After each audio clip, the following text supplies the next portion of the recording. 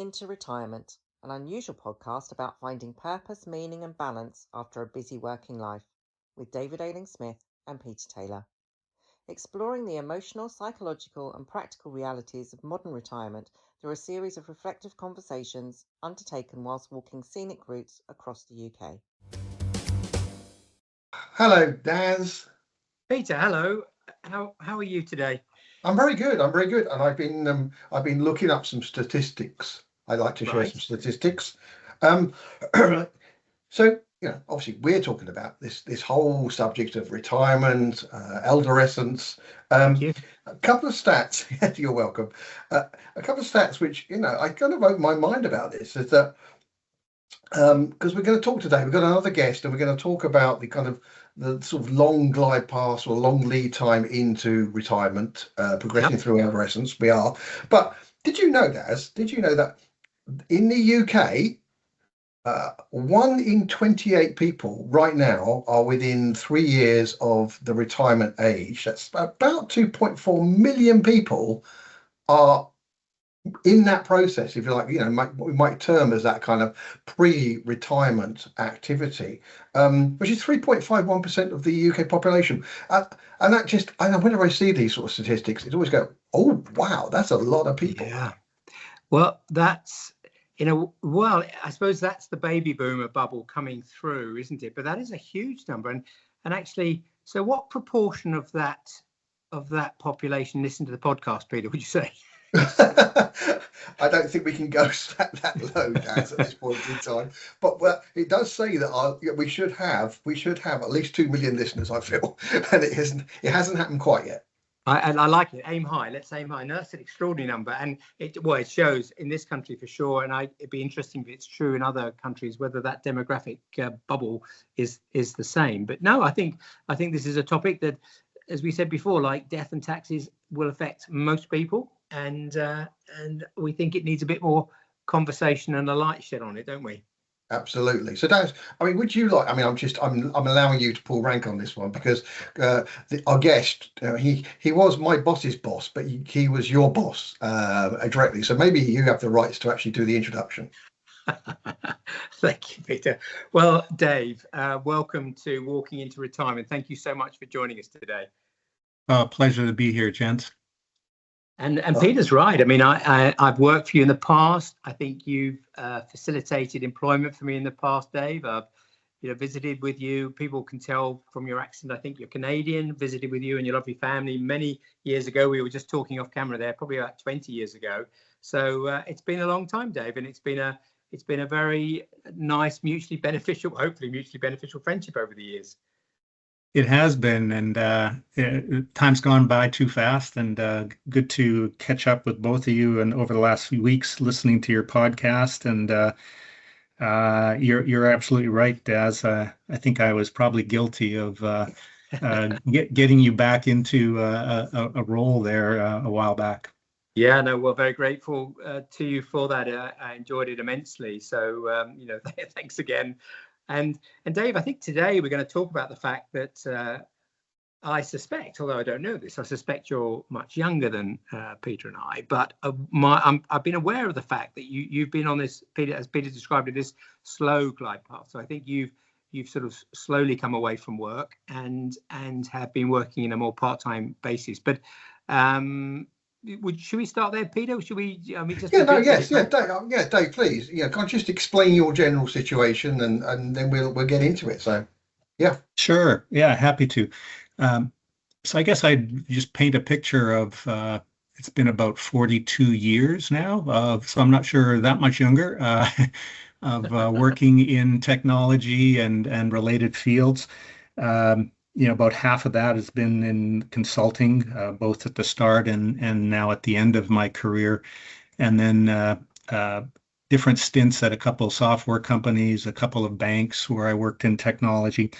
But it's been about 7 years ago now that I came back from a role in Boston to Canada and really started my own business in consulting. It was a part-time business, really hadn't planned it in advance. And that really started this glide path, if you will, into retirement and fortunate enough to find the right roles and be able to work part-time during the last period of 7 years. And yeah, and you're almost there, I believe, Dave. Yes. I guess over the 7 years, I've had different roles where it's been 4 hours a week up to 40 hours a week, and 4 different clients involved during that period of time. The one particular client I've been at largely for the last 3 years, my contract there ends at the end of June, so really coming up to much more free summer and planning to enjoy it. Oh, excellent. I remember, Dave, that when we worked together, you had an extremely low golf handicap, which I suspect you still do. So how are you going to bring that down? Do you have plans for what a free summer means for you, Dave? Yeah, so it's probably not quite that low at the moment. But yes, that's my plan, is to hopefully bring the golf handicap down and also enjoy time with the family. Going to and from Toronto to visit my daughter and her family and the grandkids, and out to the West Coast to see my son. So allowing time for travel as well as golf and enjoying the lake where we live. Interesting. Nice. I don't know whether you heard our last walking podcast, Dave, but we were talking about the joys of retirement, and I think part of it was a personal reflection for me because I've retired. Peter hasn't yet, and I think top of my list was the fact that retirement facilitates that time that you can get to spend as you wish. And, I think the three of us actually are very family oriented. And so that was such a blessing and a gift to be able to spend time with family, which during busy careers maybe hadn't been possible as much as perhaps we would have all liked. And so I'm intrigued, Dave, as you've slowed down, I don't want to say slow down, that's wrong, sorry, as you've worked less hours, has it been that pull of spending time with the family that's caused you to work less hours? I'm interested, you're our sort of our case study of someone that's had this long tail. So why did you do that? What was the motivation, Dave? And I know I was leading the witness a bit there by saying it's about time, but do you want to talk us through that journey for you? Yeah, certainly. As I mentioned earlier, it was not something that I necessarily had planned, but coming off of the last full-time role back to Canada, the company I worked with in the US at the time had asked me to stay on for about 12 hours a week for 8-month period when I finished up. And that just got the whole ball rolling of there is this other option here of, rather than stopping entirely, of continuing to find interesting things to do and adding value on a professional side of things. And so that kind of got me into it. And as I got into it, I guess I found I really enjoyed it in terms of finding that right balance of having a somewhat lower pace, lower stress, but at the same time finding some interesting projects to work on, feeling really valued by those clients to hopefully provide some wisdom over the course and experience from my working career. It's so interesting using the phrase there, added value and feeling valued. It feels like for many of us, that's a big motivation. It's a big plus point for being at work, which of course, when you're not at work, you have the opportunity to add value or feel valued from somewhere else, which is, I think, a bit of a quest for many of us. And you talked about balance as well. So have you thought, Dave, about where that added value and that feeling of being valued comes from now or later in June? Have you given that much thought yet?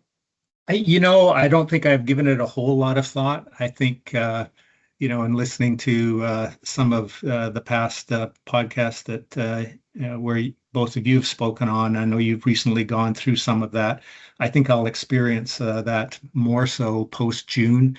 For the time being, it'll be, a little more golf this year compared to the last couple of summers. It'll be more time for travel. We have a trip planned in September, and just trying to find what else is going to fill the time. Yeah.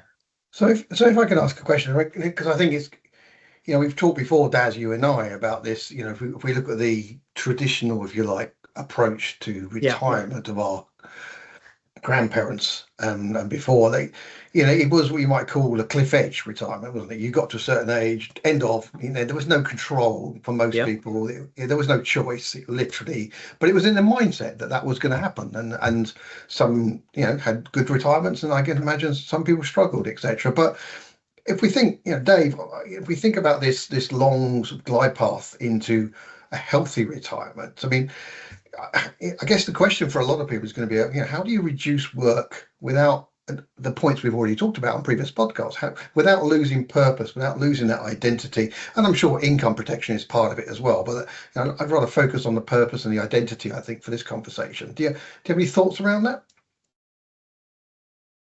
Yes, I think I was quite fortunate in just having the right opportunities present themselves. So I mentioned earlier, being able to start in a part-time role. And then once I was back in Canada, 3-4 months later, I received a call from a prior colleague of mine about another potential opportunity to help out a software company, which, as you and I both know quite well.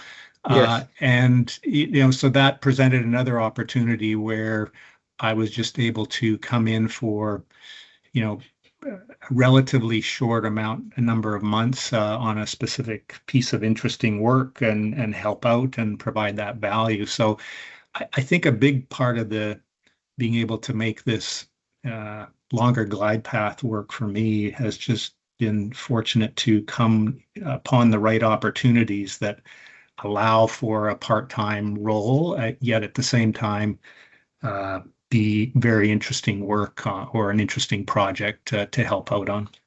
Right. So reduced hours and protection of your purpose and identity. Yeah, it's kind of the perfect combination. Yeah, I mean, it does sort of feel ideal, really, Dave. And I appreciate this is your path. And we've often said, everyone's relationship with this stage of their lives, or elderescence, as we're calling it, to allow for it to be a bit of a process rather than a binary event, it's different. But would you, at the moment, Dave, recommend this? I mean, do you think this is a good model to slowly stop? I mean, it certainly sounds perfect, really. You slowly adapt to having more time to spend on the things you want to do rather than your work-related activities. Is this an example that you would recommend to others, Dave? I think I would. I'd certainly recommend that others be open to this type of transition, so you don't experience the cliff that you talked about. I've certainly found it to be rewarding and allowed that transition, and perhaps it just took me longer to come to terms with this retirement and elderescence, and this was a great way to make that happen. And during that period of time, even though you target some very part-time hours, you still wrestle with weeks of where it might be up to full time for some period of time, and you go through the spikes. But overall, I definitely would recommend it and to others to be open to this and hopefully find the right opportunity to make it happen for them. Well, you said balance as well, didn't you, earlier, which I think it's a really nice way of, this balance works for you and for Karen, I guess. And so that feels like an important message, really, that I think we all seek balance, don't we, in our life? When we're at work, we try and seek balance by spending more time, trying to make more time for our hobbies and our friends and families. And I'm wondering, what you've done, you've made more time for your work, haven't you, as you've approached retirement, which seems like a really good way to do it. Yeah, so work has taken less time, so I'm able to focus some time elsewhere around the yard and working outside or playing golf or travel or visiting the family, as I mentioned earlier. And in the case of being in Canada, my work hours tended to rise up in the winter time because perhaps I had less of that to do. Of course. But I always remember when we visited with you, it wasn't in the winter, but you and I had worked for a Canadian company previously. Canadians have this you embrace the winter, don't you? You don't hibernate. You just tend to just slap on the skis or the skates and just get out there, because otherwise you'd become presumably hermits for 6 months of the year. Well, exactly. You have to enjoy where you are and make the most of it. Yeah.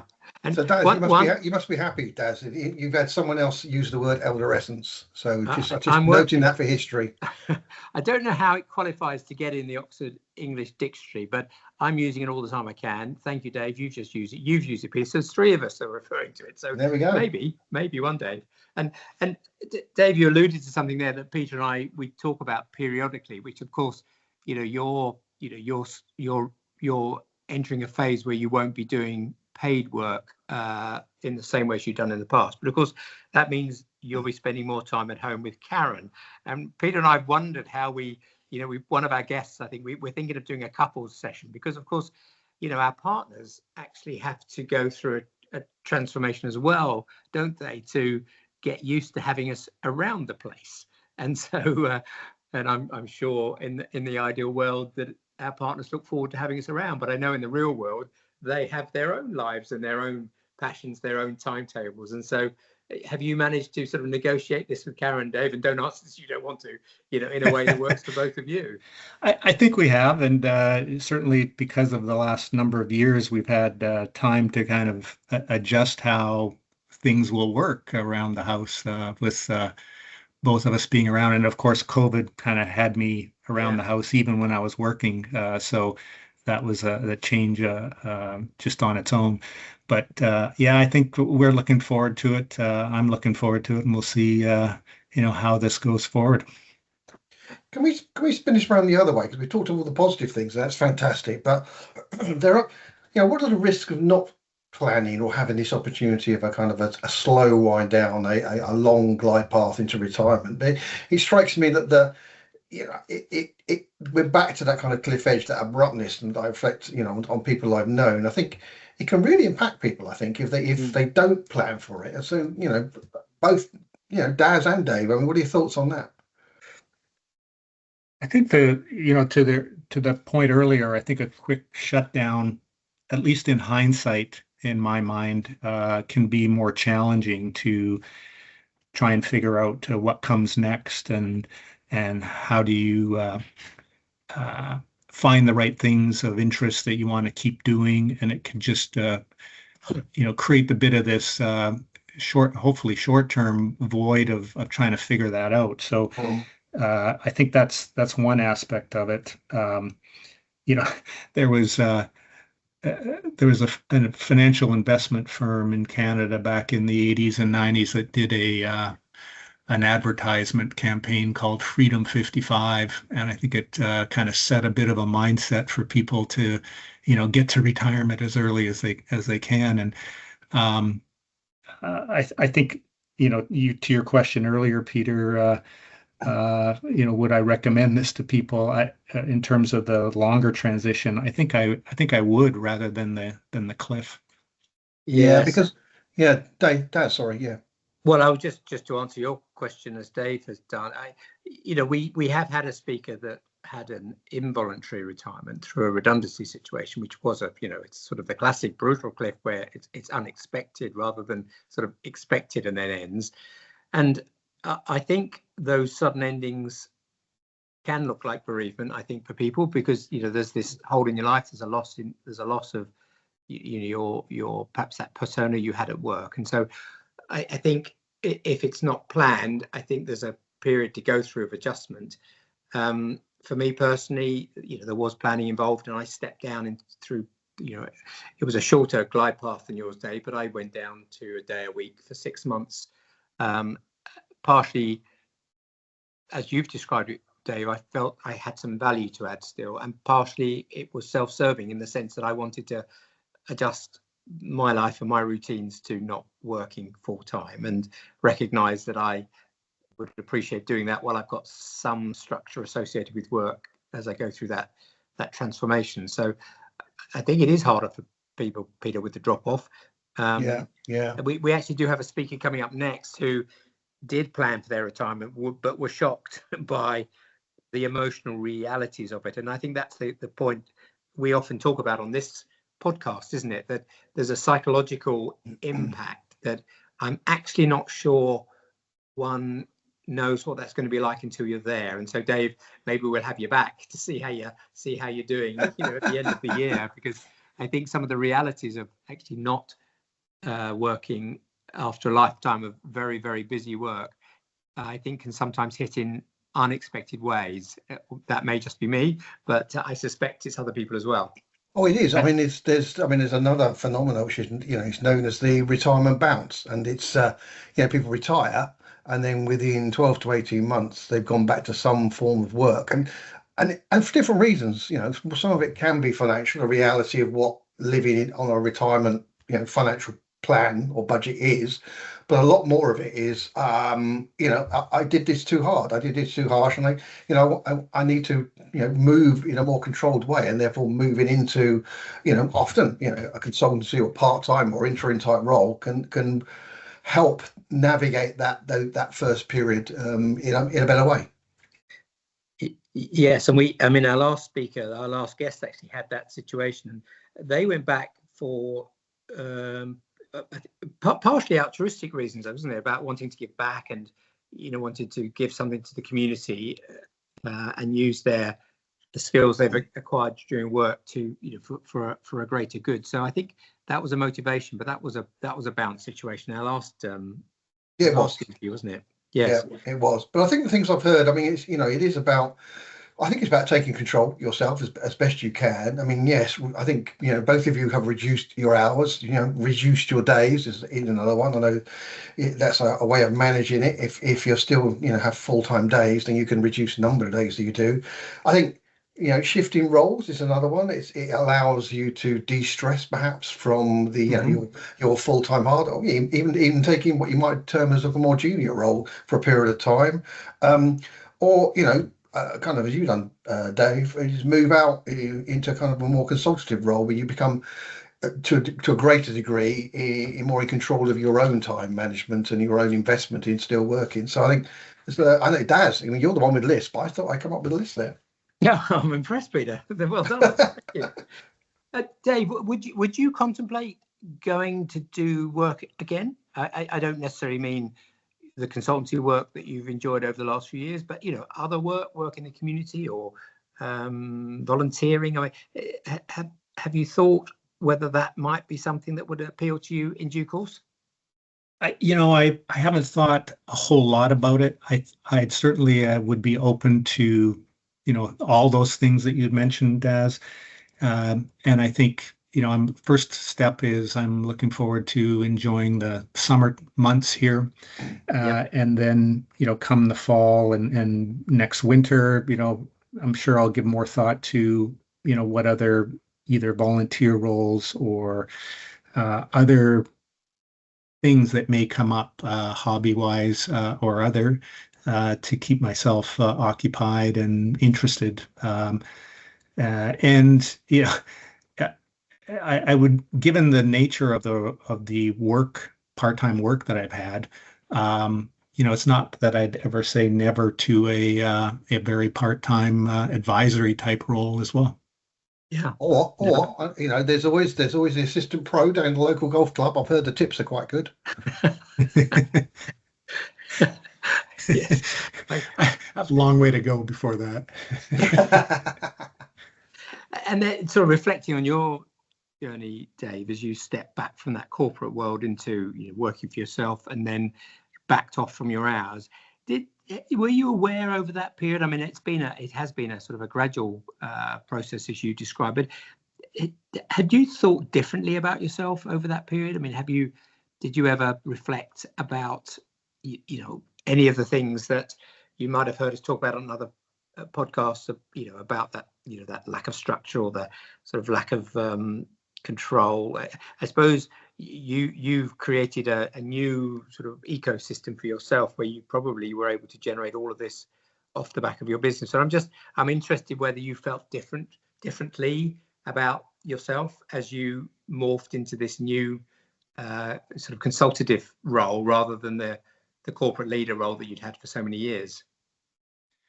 I think I think what I was really able to enjoy and bring to the forefront in the last number of years is just to try and use prior experience in certain projects to bring the value that I talked about, and as well provide the advice to the leaders that I was working with to really support them and make them successful. So it became, less about me being the leader and more about me providing the right support and value to help them succeed. And so that brought its own enjoyment right from just that experience.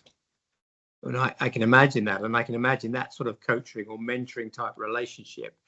You're using that part of your brain that had developed and that experience that you've gained all over the years. And so I can see how that would tick that particular box in terms of purpose and feeling valued. And I wonder how. I mean, obviously it's hypothetical, but had you not done that, Dave, it feels like that would have been missing from your life. The fact that you went on to do that work, it appears as though you've solved that particular conundrum that some folks have about, using the skills they've gained over a lifetime of work positively after they stop full-time work. You solved that. And so without that, it feels like your elder essence would have been very different for you, I would suggest. I think you're right. And I don't know that it was the grand plan. It wasn't the grand plan on my part. It really was triggered initially from my wife Karen suggesting that I really take that part-time role coming back into Canada from my prior employer.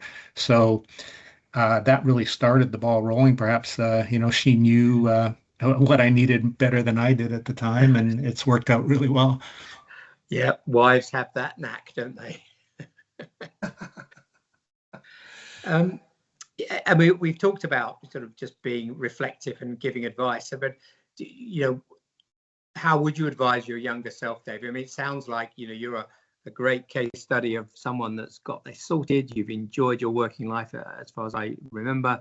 You're enjoying this part-time period, and I'm sure you'll continue to enjoy your elderescence phase when you're not doing paid work. But there's several.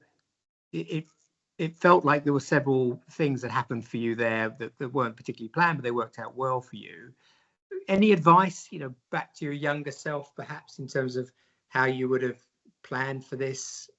I mean, it doesn't sound as though you would have changed a thing from what you've said, but any advice that you would have offered your younger self about this journey? I just think be open to various options as you make your own path to retirement or elderescence in this case, and be open to different types of transition. I certainly would recommend the one that I've been on in hindsight, but I think there are different ways of going about it, rather than the sharp cliff that we had referred to earlier. So that's probably the number one piece of advice I'd give. Yeah, that's good. I mean, I think if we mentioned glide paths a few times, but it's pilots don't decide where they're going to land or how they're going to land just as they arrive at the airport, do they? It's a long time before that they start that process of heading into the airport and landing safely. So, I think for retirement, it's similar. I think the encouragement for people is very much like you'll be encouraged if you have a financial advisor, is to start thinking quite early about what the end of the retirement trip looks like, if you like, but consider it also for that purpose, that identity, the work focus, etc., and plan accordingly. Yes, and I'm really enjoying the fact that Peter just reflecting on how our last walk was a positive experience, apart from you getting up the hill. But you know what I mean. The conversation was very positive in terms of the joys of retirement, and it's so nice to hear, Dave, that you enjoyed your transition from full-time work to part-time work. And so it feels like we spend a fair bit of time on this podcast talking about some of the unexpected challenges people face, but it's so nice to have a couple of episodes where we appreciate the positive things about retirement, which I think superficially everyone knows about, but so for so many people that is not their reality. So thanks for sharing your story, Dave. That's been very heartwarming to hear how well you're doing, and looking forward to hearing about that golf handicap coming down. Yeah, thank you both. And Yeah. I may be calling you, Daz, to get some advice as to what to do for myself post June. Yeah, I'm always here. My charges have gone up quite a bit now. Actually. Oh my goodness me! Oh my goodness, Dave, thank you very much for your time. And Dad, you reflected on that walk up the hill, and I did share with you that, tough as that was, that some crazy people attempted to do that 10 times in 24 hours, that mountain climb, which is just crazy. But everybody does something different with their spare time, don't they? Yeah, but I'm looking forward to our flat walk on the Oxford Canal next week, Peter. Absolutely. And I've talked to you before about this podcast. You don't know what sequence they're going to be published in, so stop talking about things that have or haven't happened yet. It's like a time machine. Oh, okay. Well done. You're such a pro, Peter. I know. Dave, thank you very much for your time. Thank you, Dave. And thank you for sharing with our listeners. Thank you. Bye-bye. You have been listening to Walking into Retirement, an unusual podcast about finding purpose, meaning and balance after a busy working life with David Ailing-Smith and Peter Taylor. Find out more at www.walkingintoretirement.com, and why not share your own retirement stories with the hosts?